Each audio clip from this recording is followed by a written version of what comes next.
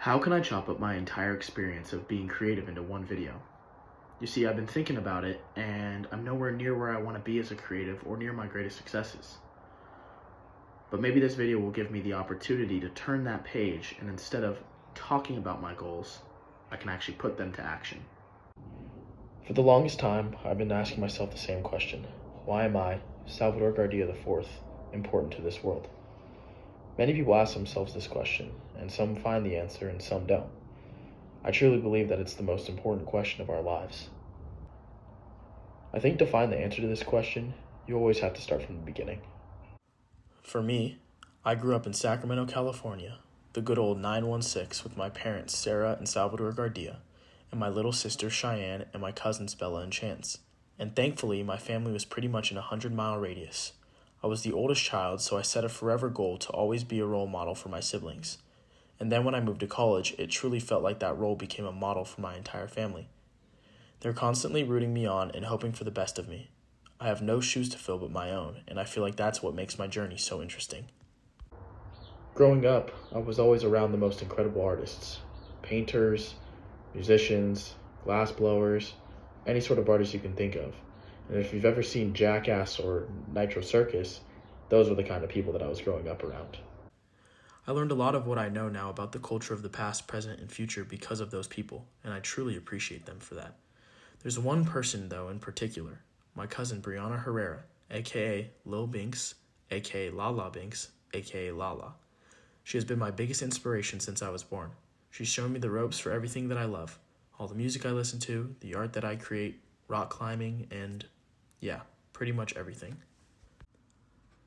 When I was 10 years old, she started showing me how to create graffiti letters and create fun little characters with a paint pen.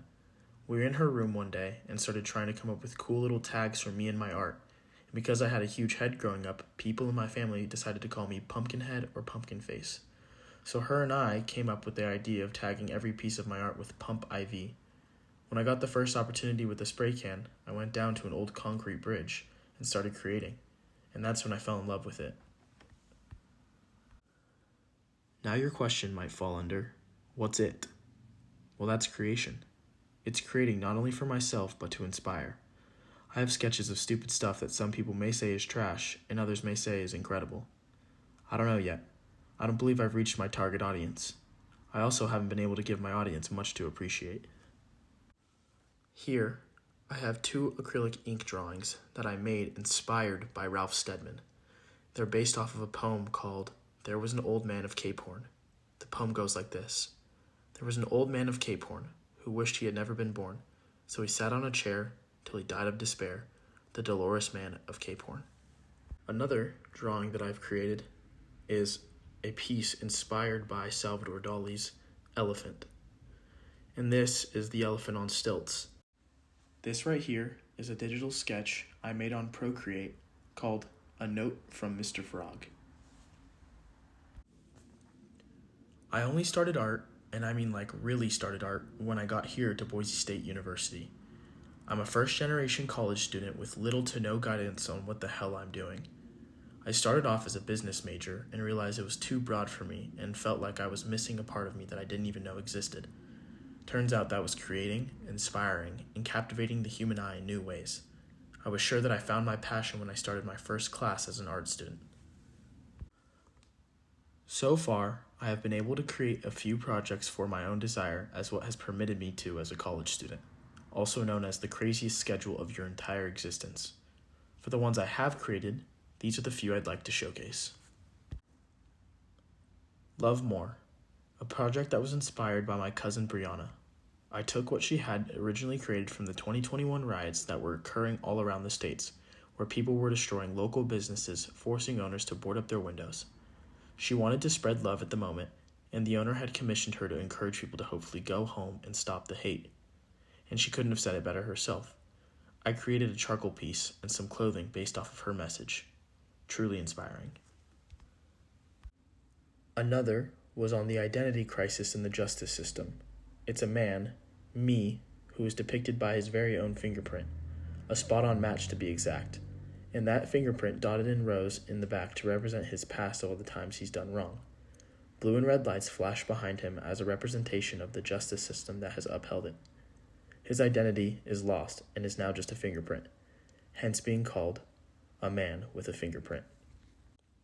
Over last summer, I had an internship working for a creative studio called Trademark Creative and learned so much of what it means to work with the team. They helped guide me through processes that I didn't even know existed, working for clients that I would have never worked for at an ad agency. This experience helped shape me to be better prepared for the workforce and real-world scenarios of working for clients.